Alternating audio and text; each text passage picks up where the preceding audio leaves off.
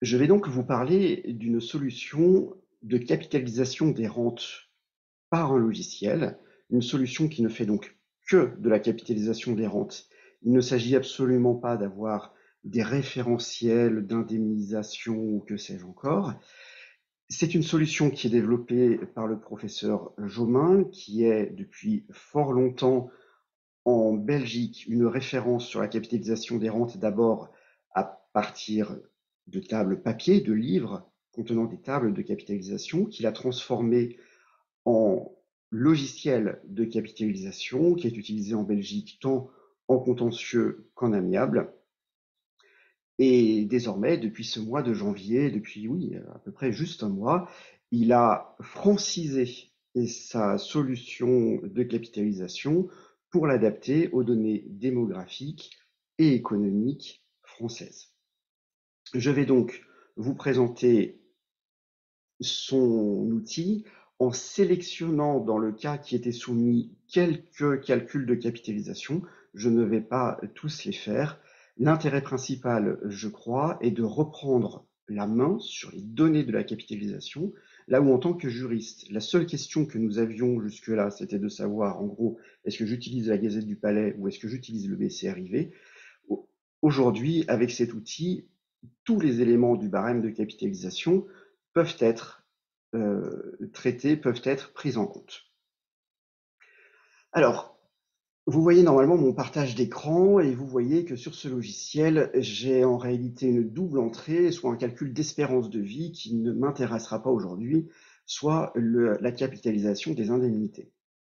Elle-même, cette capitalisation des indemnités se décompose selon le besoin du calcul en différents petits logiciels.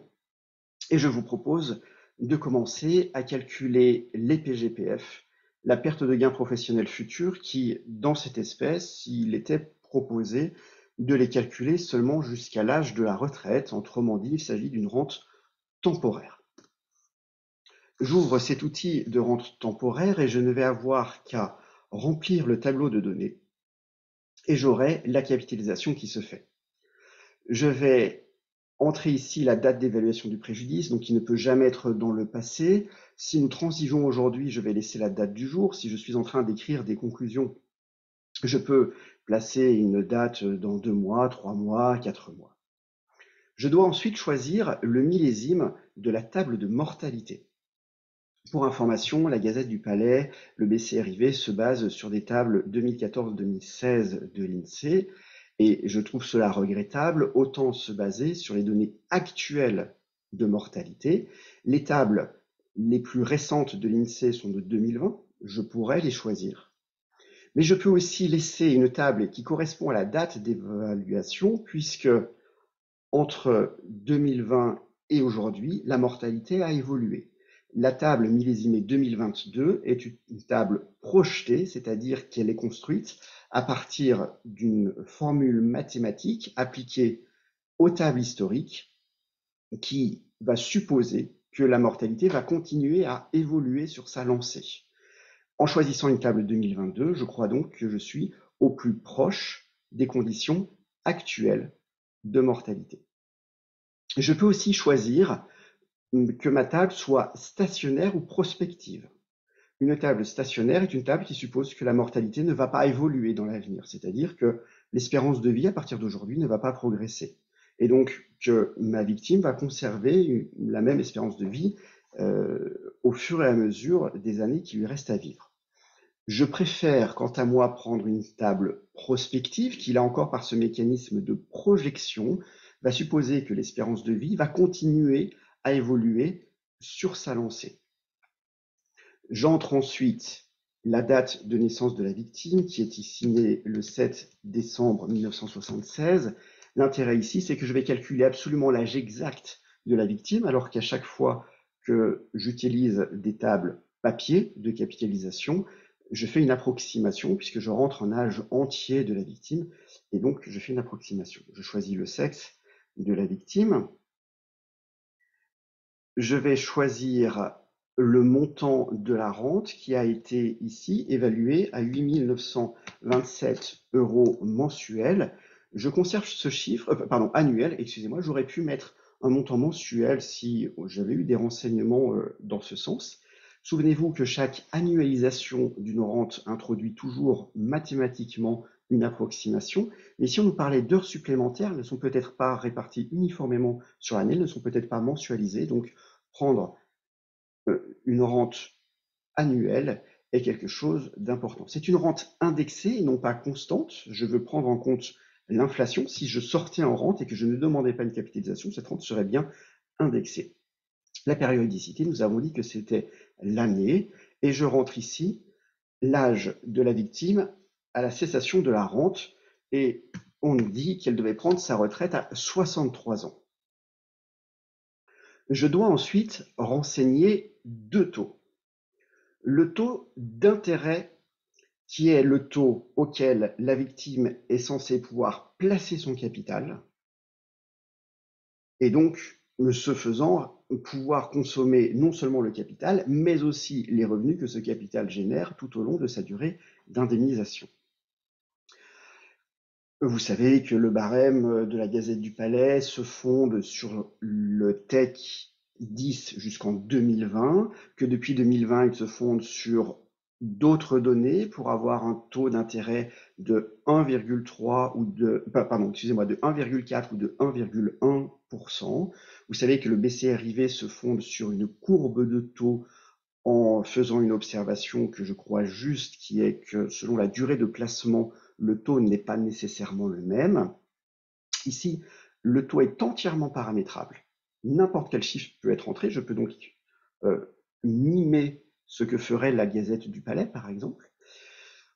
Mais il y a une recommandation qui est faite. Il y a une recommandation qui est basée sur le TEC, mais pas seulement le TEC 10. Une courbe de taux est créée à partir du TEC. Donc on se sert du TEC comme les années, enfin les millésimes antérieurs au millésime 2020 de la Gazette du Palais, et on se sert d'un taux variable comme le BCRIV. Pour savoir la recommandation, il me suffit de presser une première fois calcul, et je vois que le taux d'intérêt recommandé est de 0,36%, ce qui prend en compte donc la durée prévisionnelle de la rente. Puisque je suis sur une rente indexée, je dois entrer un taux d'inflation adopté par l'utilisateur, donc pour arriver à projeter dans le futur quelle sera l'inflation des années à venir. Économiquement, c'est très compliqué. La détermination qui est faite, c'est de dire on regarde le taux moyen pendant les 10 dernières années et on tombe sur 1,1. Ce n'est qu'une suggestion, là encore, mon taux est parfaitement modifiable. Et je vais notamment ici le modifier puisque, écoutez, j'ai bien écouté les gouvernements successifs, j'ai bien écouté les candidats aux prochaines élections et tous disent que le pouvoir d'achat a progressé et va continuer à progresser. Il n'y a pas de raison de ne pas croire le gouvernement ou les candidats à l'élection présidentielle.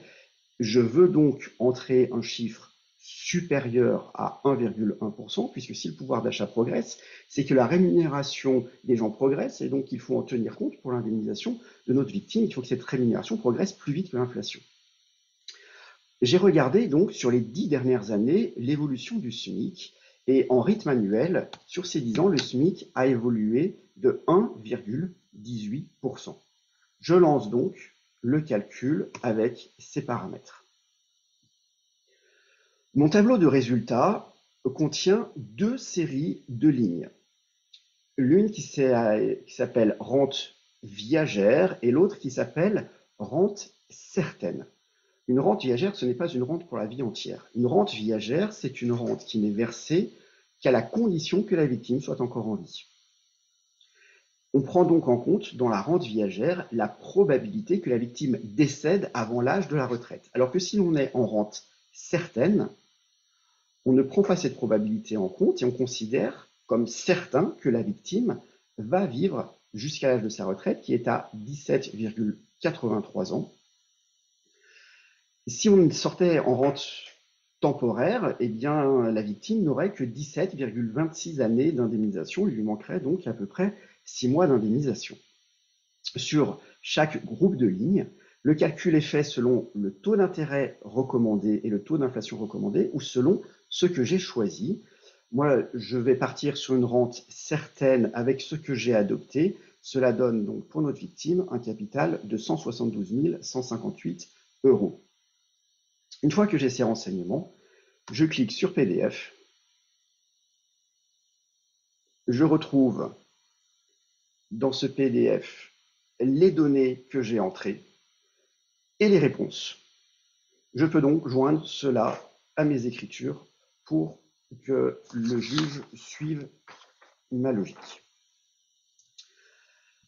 Je reviens pour faire un autre calcul. La victime a besoin de lingettes pour entretenir sa prothèse et son moignon. Je lance une capitalisation et cette fois-ci, je vais chercher une rente payable pendant la vie entière, puisque c'est bien de cela dont il s'agit. La date d'évaluation du préjudice, si je suis en transaction, je vais garder la date du jour. Je garde aussi les mêmes millésimes de table de mortalité prospective. Je rentre à nouveau la date de naissance de la victime.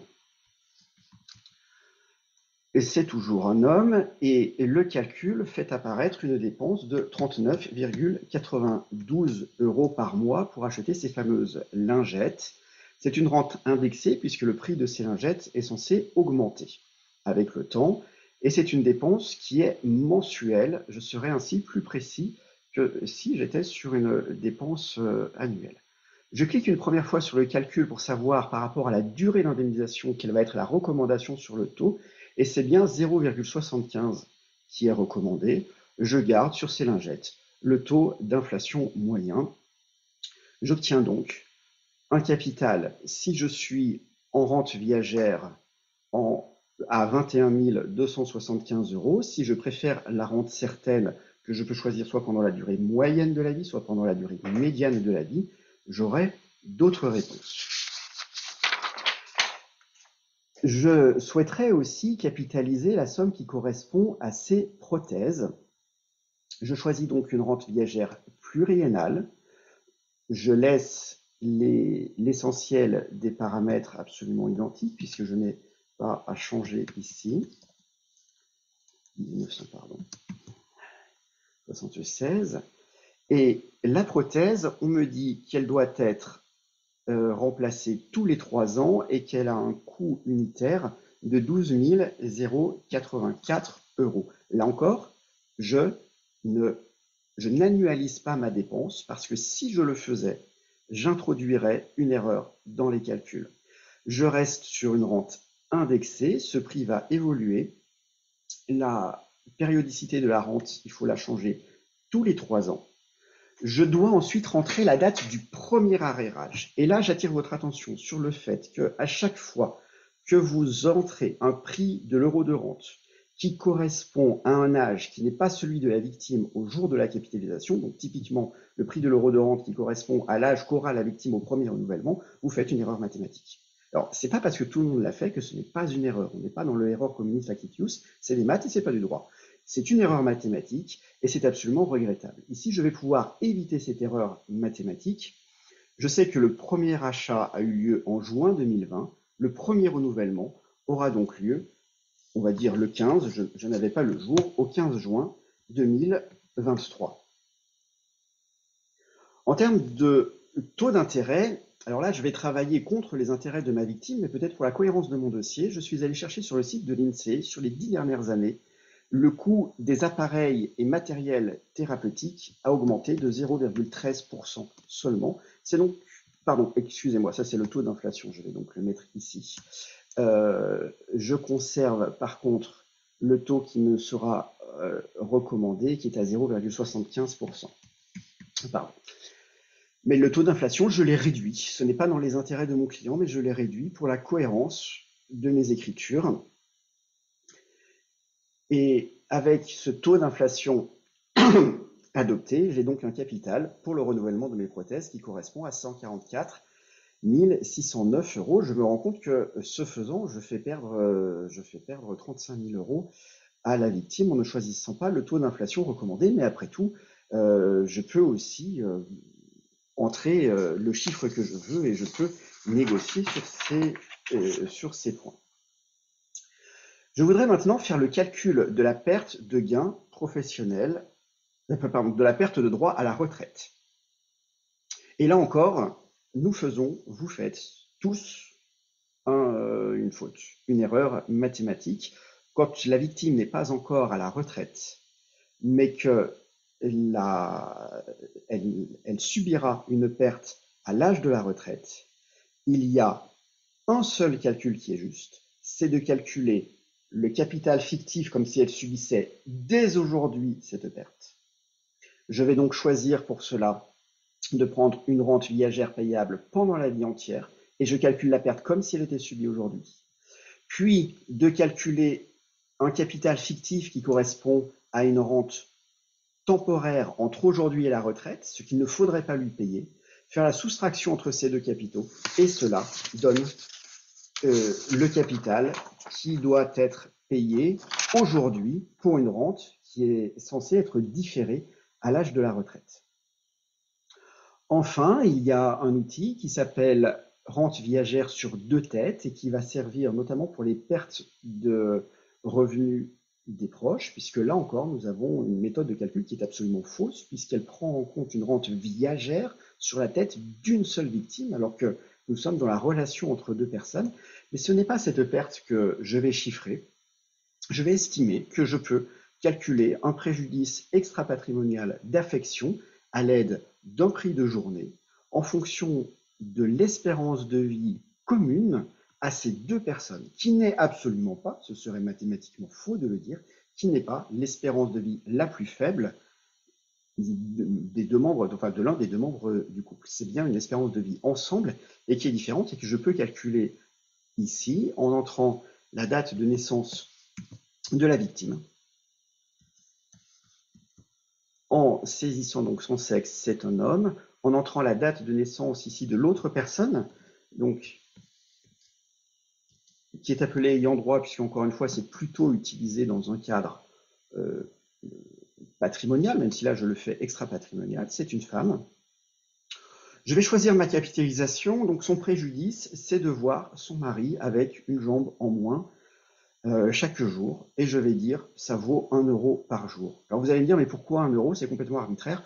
Oui, mais enfin dire ça vaut 5000 euros pour le restant de la vie, c'est complètement arbitraire aussi. Là, l'avantage, c'est qu'entre deux victimes, on pourra calculer et admettre que l'une a reçu plus parce que l'espérance de vie était supérieure. C'est une somme que je dois par jour. C'est une somme qui est due pour la vie entière de la victime, ou après, libre à vous de rentrer n'importe quelle date ici. Si je veux mettre la vie entière, je mets 120 euros. C'est une rente qui est constante, il n'y a pas de raison d'indexer une telle somme, il n'y a pas non plus de raison de penser que l'argent va être placé. Et je lance un calcul pour obtenir 11 699 euros de préjudice, pardon, 13 625 euros de préjudice d'affection.